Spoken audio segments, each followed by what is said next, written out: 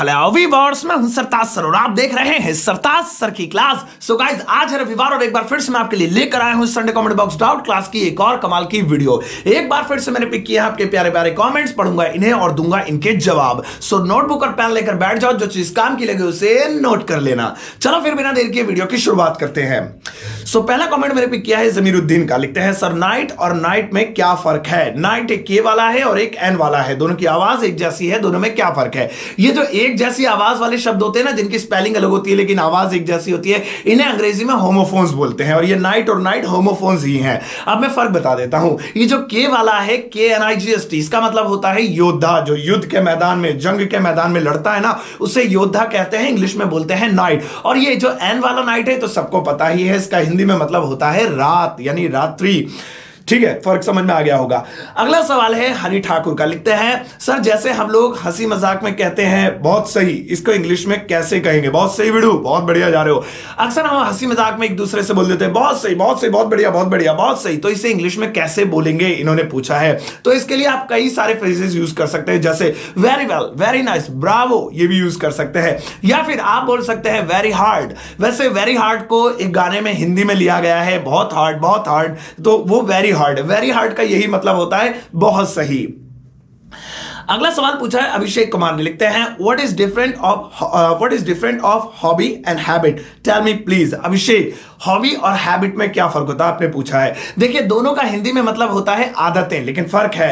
Hobby वो आदतें होती हैं जिन्हें हम खुद पालते हैं जानबूझकर, अपना टाइम पास करने के लिए, अपने एंटरटेनमेंट के लिए, जैसे फुटबॉल खेलना, क्रिकेट खेलना, सिक्के इकट्ठा करना या फिर कलेक्शन करना किसी चीज का। ये हमारी हॉबीज होती है जो हम खाली वक्त में खुद को एंटरटेन करने के लिए करते हैं। और कुछ ऐसी आदतें होती हैं जो हम खुद नहीं पालते हैं, बस हमें लग जाती हैं और जाने अनजाने होती रहती हैं, जैसे नाखून चबाना, पैर हिलाना या फिर बहुत सारे ऐसे काम करना जिन्हें लेकर हमें डांट भी पड़ती रहती है घर पर। वो सारी हमारी हैबिट्स होती हैं। सो हॉबी जिन्हें हम खुद डालते हैं, अच्छी अच्छी आदतें अपने टाइम पास करने के लिए, हॉबीज होती हैं। और जो अपने आप जाने अनजाने होती रहे, हमारी आदत बन जाए, वो हमारी हैबिट्स होती हैं। हो गया हॉबी हैबिट वाला। अगला सवाल है अश्वनी का। लिखते हैं हेलो सर, सेलिब्रिटीज वाले इंग्लिश कैसे सीखते हैं? आखिर ये इतनी फ्लुएंट इंग्लिश कैसे बोल लेते हैं? इनका राज है क्या? Sir please tell me, ask Sartaj sir. ये जो सेलिब्रिटीज वाले होते हैं, सेलिब्रिटीज वाले नहीं, ऐसा तो ऐसा लग रहा है जैसे आलू सब्जी वाले, ये जो सेलिब्रिटीज होते हैं, स्टार्स होते हैं, तो ये लोग इतनी फ्लुएंट इंग्लिश कैसे बोल लेते हैं? इन्होंने पूछे इसके पीछे क्या राज है। तो इसके पीछे खास 3 वजहें होती हैं, मैं आपको एक एक करके बताता हूं। पहली वजह है स्क्रिप्ट, कि जब भी ये किसी शो में जाते हैं या किसी स्टेज में जाते हैं, इवेंट में जाते हैं, स्टेज पर जाते हैं, तो जो ये बोलते हैं वो स्क्रिप्टेड होता है। और जब स्क्रिप्टेड होता है तो ऑलरेडी उसको रटा हुआ होता है, अच्छे से बोलते हैं, तो हमें बहुत ज्यादा इफेक्टिव और बहुत ज्यादा अट्रैक्टिव लगता है, अच्छा लगता है, सुहावना लगता है, तो स्क्रिप्टेड होता है। लेकिन दूसरी वजह यह है एटमॉस्फेयर। कई बार ऐसा नहीं है कि हर चीज स्क्रिप्टेड है, कई बार ये खुद भी बोलते हैं और वाकई में बड़ी अच्छी इंग्लिश होती है इनकी। तो वो इस वजह से होती है क्योंकि इनका आसपास का जो एटमॉस्फेयर होता है वो इंग्लिश वाला होता है, हर कोई इंग्लिश बोलने वाला होता है, ये भी इंग्लिश में दूसरों से बात करते हैं। हमारा माहौल नहीं है हमारी तरह कि हमने घर पे इंग्लिश बोली, आई वांट वाटर, तो यार ज्यादा इंग्लिश झाड़ रहा है, अभी तो तेरे मुंह पे ही मारूंगा पानी, तो वो वाली वो चीज इनके साथ नहीं होती ना। तो इसलिए इनको अच्छा एटमॉस्फेयर मिलता है, 24 घंटे इंग्लिश बोलने वाले आसपास होते हैं, तो इसलिए अच्छी इंग्लिश होती है। और तीसरी वजह क्या होती है? कॉन्फिडेंट। ये बहुत ज्यादा कॉन्फिडेंट होते हैं क्योंकि स्टार्स है, इन्हें पता है सामने वाला तो वैसे हमें देख के बेचारा सब भूल जाएगा अपनी इंग्लिश, तो इन्हें डर नहीं लगता बोलते हुए, चाहे गलत बोले या सही। लेकिन आप में क्या होता है? आपको डर लगता है कि सामने वाला मार तो नहीं देगा, काट के तो नहीं डाल देगा, ये डर होता है कि गलत इंग्लिश इसके सामने कैसे बोले। आप भी अपने अंदर कॉन्फिडेंट पैदा कीजिए और अपने आप को सेलिब्रिटी समझिए, इनसे अच्छी इंग्लिश बोल पाएंगे। अच्छा, अगला सवाल पूछा है सत्येंद्र ने। लिखते हैं my question is use of all and whole. All और होल का दोनों का यूज बताइए। दोनों का हिंदी में मतलब होता है सारा, सारी, सारे, पूरा, पूरी, पूरे, सारा दिन, सारी किताबें, पूरी फिल्म, पूरा गाना, सारा, सारी, सारे, पूरा, पूरी। लेकिन फर्क है, ऑल एक से अधिक यानी प्लूरल के लिए यूज होता है और होल एक के लिए यानी सिंगुलर के लिए यूज होता है। मैं सारा दिन खेलूंगा, दिन एक ही है लेकिन सारा, सिंगुलर की बात हो रही है। आई प्ले होल डे, भाई 7 दिन की छुट्टी है, सारे दिन खेलूंगा मैं, सारे दिन, सातों के सातों, एक से ज्यादा है। I'll play all days, मैं पूरी किताब पढ़ूंगा, पूरी, एक की बात हो रही है। I'll read whole book, मैं सारी किताबें पढ़ूंगा, एक से ज्यादा की बात हो रही है। I'll read all books, so all एक से ज्यादा के लिए और whole सिंगुलर एक के लिए। अगला सवाल है अलीशा का, लिखते हैं hello sir, good evening, very good evening Alisha. What is the difference between my and mine? My और माइन में क्या फर्क होता है? देखिए दोनों ही ऑब्जेक्टिव केस हैं, लेकिन दोनों में फर्क यह है माय और माइन दोनों का हिंदी में मतलब होता है मेरा, मेरी, मेरे। लेकिन जब आप साथ में नाम भी ले सामान का तो माई लगेगा। मेरी कार, माई कार, मेरा पेन, माई पेन, मेरा मोबाइल, माई मोबाइल, मेरा कैमरा, माई कैमरा। सामान का भी नाम है साथ साथ। लेकिन जब आप नाम ना ले, सिर्फ बोले मेरा, मेरी, मेरे, तो माइन लगेगा। ये मेरा है, नाम नहीं लिया, दिस इज माइन। ये मेरा नहीं है, दिस इज नॉट माइन। वो मेरा है, दैट इज माइन। सो सामान का नाम ले मेरा, मेरी, मेरे में तो माई, और सामान का नाम ले मेरा, मेरी, मेरे में तो माइन। अगला सवाल है मौसम साहू का, लिखते हैं हाय sir, hi Mausam, how are you? I am good, thank you so much for asking. My question, मेरा सवाल है darling, sweetheart and honey की हिंदी क्या होती है? ये देखिए डार्लिंग, स्वीट हार्ट, हनी, ये सारे प्यार से बुलाने वाले शब्द हैं। हम जिससे भी प्यार करते हैं, जरूरी नहीं हमारी गर्लफ्रेंड, हमारी वाइफ, हमारा भाई, हमारी बहन, हमारी माता, या कोई भी प्रिय जो हमारे क्लोज है बहुत, उसे प्यार से बुलाने के लिए अंग्रेजी में शब्द है स्वीट हार्ट, डियर, डार्लिंग, और क्या है एक हनी। तो इनकी हिंदी एक ही होती है, प्रिय, यानी किसी को प्यार से बुलाना। हालांकि अलग अलग देखोगे तो फिर तो मिल ही जाएगी। जैसे डार्लिंग की यानी डियर से निकला हुआ शब्द है प्यारे, स्वीट हार्ट यानी दिल के बेहद नजदीक, हनी शहद से मीठे जो मेरे दिल में मिठास भर देते हैं। तो ये सारे शब्द है, लेकिन कुल मिलाकर इनका मतलब है प्रिय, प्यारे। अगला सवाल है गोपी का, लिखते हैं sir good evening, very good evening Gopi. Sir kindly explain about will not and do not. Will not और डू नॉट को एक्सप्लेन कीजिए। विल नॉट का मतलब होता है नहीं करूंगा, आई नॉट गो, मैं नहीं जाऊंगा, आई नॉट कम, मैं नहीं आऊंगा, आई नॉट सी, मैं नहीं देखूंगा, आई नॉट सिट, मैं नहीं बैठूंगा। और डू नॉट का मतलब होता है मैं नहीं करता हूं, आई डू नॉट गो, मैं नहीं जाता हूं, आई डू नॉट कम, मैं नहीं आता हूं, आई डू नॉट स्पीक, मैं नहीं बोलता हूं, आई डू नॉट वॉच, मैं नहीं देखता हूं। तो ये फर्क है। अगला सवाल रविंद्र ने पूछा है, लिखते हैं sir please explain seek and however. Seek और हाउएवर को एक्सप्लेन कीजिए। सीक का मतलब होता है तलाशना, I am seeking a job, मैं एक नौकरी तलाश रहा हूं। आई सीक अ हाउस, मैं घर तलाशता हूं, रेंट पे कोई मिल जाए अच्छा सा। और हाउएवर का मतलब होता है हालांकि, हालांकि वह गरीब है लेकिन दान देता है, बड़ा दिल का बड़ा अमीर है वो। However he is poor but he donates, यानी कि हालांकि वह गरीब है लेकिन वह दान देता है। अगला सवाल हर्ष ने पूछा, लिखते हैं hello sir, my name is Harsh, मेरा नाम हर्ष है, एंड माय क्वेश्चन, मेरा सवाल है शी गॉट मैरिज। इसमें गॉट का मतलब क्या है? And thanks for picking my question. पहली बात तो ये कि गॉट मैरिज नहीं, गॉट मैरिड होता है।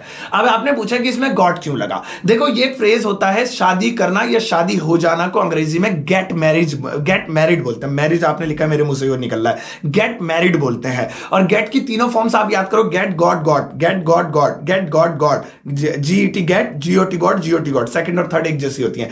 तो ये है शी गॉट मैरिड, यानी उसकी शादी हो गई, उसने शादी कर ली पास्ट में, इसलिए गेट की सेकंड फॉर्म लगी। तो शादी करना या शादी हो जाना गेट मैरिड कहलाता है। ये उसी की थर्ड फॉर्म है, उसी की सेकंड फॉर्म है। और गेट माने होना, यहां पर मैरिज के साथ जब लगता है तो होना हो जाता है।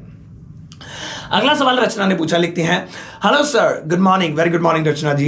सर प्लीज टेल मी, मुझे बताइए what is difference of liberty and freedom. Liberty और फ्रीडम में क्या फर्क होता है? अगर हम नॉर्मली देखें तो लिबर्टी और फ्रीडम दोनों का हिंदी में मतलब होता है आजादी। उसको लिबर्टी है, उसको फ्रीडम है। लेकिन अब आप जानना ही चाहती हैं, थोड़ा गहराई में घुस जाते हैं और जब किताबों को खंगालेंगे तो आपको पता चलेगा फ्रीडम होती है वो आजादी जो लिमिट में हो, यानी कानून के दायरे में रहकर हो। अब जब आपसे कहें पतंग उड़ाना सरकार ने मना करा, आप कहेंगे नहीं तो पतंग कहीं भी उड़ाओ, सरकार ने तो मना नहीं करा, तो ये फ्रीडम है। लेकिन अगर मैं कहूं अच्छा ताजमहल पे खड़े होकर पतंग उड़ाओ या इंडिया गेट पे खड़े होकर उड़ाओ, आप कहेंगे नहीं नहीं पुलिस अरेस्ट कर लेगी।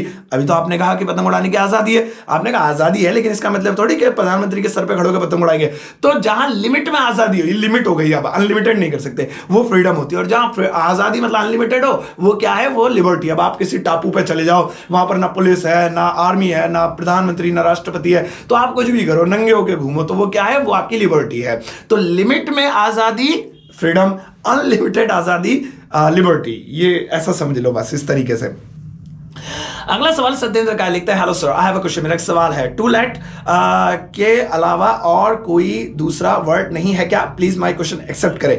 टू लेट जिसका मतलब होता है किराए के लिए खाली है, किराए के लिए देना है या किराए के लिए अवेलेबल है, उसकी जगह कह रहे हैं कुछ और लगा सकते हैं, टू लीज लगा सकते हैं, लीज पर अवेलेबल है, और लगा सकते हैं टू ऑन रेंट लगा सकते हैं, यानी रेंट के लिए खाली है, टू रेंट लगा सकते हैं, या फिर आप और एक हायर, हाँ फॉर हायर यानी कि किराए के लिए खाली है, तो आप ये भी लगा सकते हैं। तो हायर, रेंट या फिर लीज आप कोई भी पिक कर सकते हैं, लेकिन रेंट टू लेट के लिए बहुत ज्यादा यूज होता है। टू लेट किस बदले यूज होने वाला शब्द है रेंट।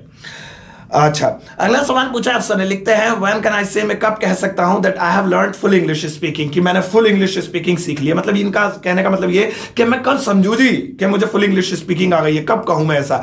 अगर बात करें फुल इंग्लिश स्पीकिंग की तो इसके लिए एक शेर अर्ज है कि कभी किसी को मुकम्मल जहां नहीं मिलता, कभी जमीन तो कभी आसमान नहीं मिलता। मतलब कहने का ये है कि फुल की अगर बात करें तो बहुत सारी ऐसी चीजें जो लाइफ टाइम इंसान सीखता ही रहता है, तो फुल तो मैं नहीं कहूंगा। सीखने की बहुत कोई उम्र नहीं होती, सीखते जाओ नई नई चीजें मिलती रहती है। मैं एक टीचर हूं, अभी यूट्यूबर भी हूं, फिर भी मैं इंग्लिश में बहुत सारी चीजें रोज डेली नई नई सीखता रहता हूं, जो मुझे नहीं पता होती, नई नई पता चलती रहती है। सो फुल तो छोड़ दो, ये तो ख्याल छोड़ दो, तो लाइफ पढ़िए, सीखते रहोगे।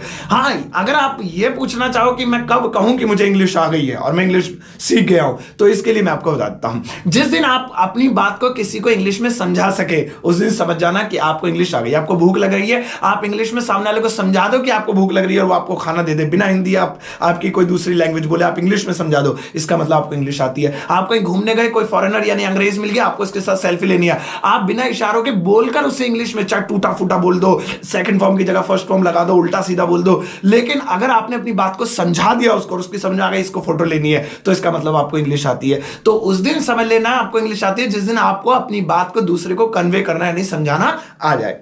अगला सवाल पूछा है आकाश मीना ने, लिखते हैं good morning sir, very good morning ji. Sir my question is this, मेरा सवाल है how to identify the pronunciation of and of. Sir please pick my question, sir please, I was asking this question from 3 weeks, thanks sir. My god, आप पिछले 3 हफ्ते से सवाल पूछ रहे हैं एंड फाइनली पिक कर लिया, मेरी नजर पड़ गया। आई एम सॉरी, बहुत लेट हो गया। आपने सवाल पूछा है कि ये 2 तरह के ऑफ होते हैं, एक ओ एफ वाला, एक ओ डबल एफ वाला, दोनों को ऑफ ही बोलते हैं या कुछ और प्रोनाउंसिएशन इसकी है, क्योंकि कंफ्यूजन पैदा होती है। जब भी कोई कहता है कि ऑफ लिखो तो समझ में नहीं आता एक एफ वाला बोल रहा है या डबल एफ वाला बोल रहा है। देखिए, दिक्कत होती है इंडियन इंग्लिश के साथ। हम जो इंग्लिश बोलते हैं वो इंडियन इंग्लिश एक्सेंट बोलते हैं, हमारा एक्सेंट इंडियन इंग्लिश का है। तो बहुत सारे ऐसे वर्ड्स हैं जो हम एक जैसे प्रोनाउंस कर देते हैं, लेकिन अमेरिकन या ब्रिटिश इंग्लिश में नहीं होता, इसलिए वहां पर स्पेलिंग की दिक्कत बहुत ज्यादा कम होती है, बहुत कम होती है। हमारे यहां बहुत ज्यादा हो जाती है क्योंकि हमारी जो प्रोनाउंसिएशन है वो वर्ड्स के लिए सिमिलर होती है। तो इंडियन इंग्लिश में ओ डबल एफ वाला ऑफ और सिंगल ओ एफ वाला ऑफ, दोनों को ऑफ ही बोला जाता है। लेकिन अमेरिकन इंग्लिश की अगर बात करें तो वहां पर मजा आएगा आपको सुनकर, सुनिए। अगर बात करें ओ डबल एफ वाले ऑफ की, जिसका मतलब होता है किसी चीज को बंद कर देना या दूर जाना, 2-3 मतलब होते हैं इसके, तो उसको वो बोलते हैं ऑफ, यानी के साथ बोलते हैं, फूक के साथ बोलते हैं ऑफ। जैसे स्विच ऑफ द फैन या फिर turn off the motor, motor को बंद कर दो। हम लोग बोलेंगे तो सामने वाले का मुंह थूक से ही भर जाएगा, इतना थूक देंगे, ये होता है उनका तरीका। अच्छा, वो जो ओ एफ वाला यानी बिना डबल एफ वाला ऑफ नहीं, सिंगल एफ वाला जो ऑफ होता है वो उसे ऑफ बोलते ही नहीं है, वो उससे बोलते हैं ऑव, यानी ओ वी, ऑव ऐसे बोलते हैं। जैसे कि बुक ऑफ राहुल ऐसे बोला, तो मैं कैसे बोलूंगा इंडियन इंग्लिश में बुक ऑफ राहुल, लेकिन वो बोलेंगे book of Rahul, book of Rahul ऐसे बोलेंगे। तो अब जब वो ऑफ बोलेंगे तो आपको ऑलरेडी पता चल जाएगा ये एक एफ वाला है, और वो बोलेंगे ऑफ तो आप समझ जाएंगे कि ये डबल एफ वाला है। ये मजा आता है सुनने में भी उनकी इंग्लिश और बोलने में भी। आप चाहें तो आप एक एफ वाले को ऑफ बोल सकते हैं अमेरिकन की तरह, अमेरिकन की तरह, और आप चाहें तो ऑफ भी बोल सकते हैं इंडियन इंग्लिश में, जैसा कि हम बोलते आ रहे हैं। आई एम श्योर कि आपको ये जानकारी पाकर बहुत मजा आया होगा। एंड तो ये थी आज की संडे की क्लास, जिसमें आपको मैंने कमाल की जानकारी दी, और आपको बहुत मजा आता है संडे वाली क्लास में, मुझे पता है। आप बहुत बेसब्री से इंतजार करते हैं। ऐसे ही अपना प्यार हमेशा बनाए रखिए संडे वाली क्लास के लिए, संडे वाले सेशन के लिए। जिन्होंने इतने सारे कमेंट्स किए उन सबका बहुत बहुत शुक्रिया, और जिनके कमेंट्स में पिक नहीं कर पाया, आई एम रियली सॉरी। उनके कमेंट्स मैं कोशिश करूंगा उनके कमेंट बॉक्स में ही जाकर जवाब दूं उनके, क्योंकि सारे कमेंट्स एक वीडियो में पिक कर लेना ईजी नहीं होता है।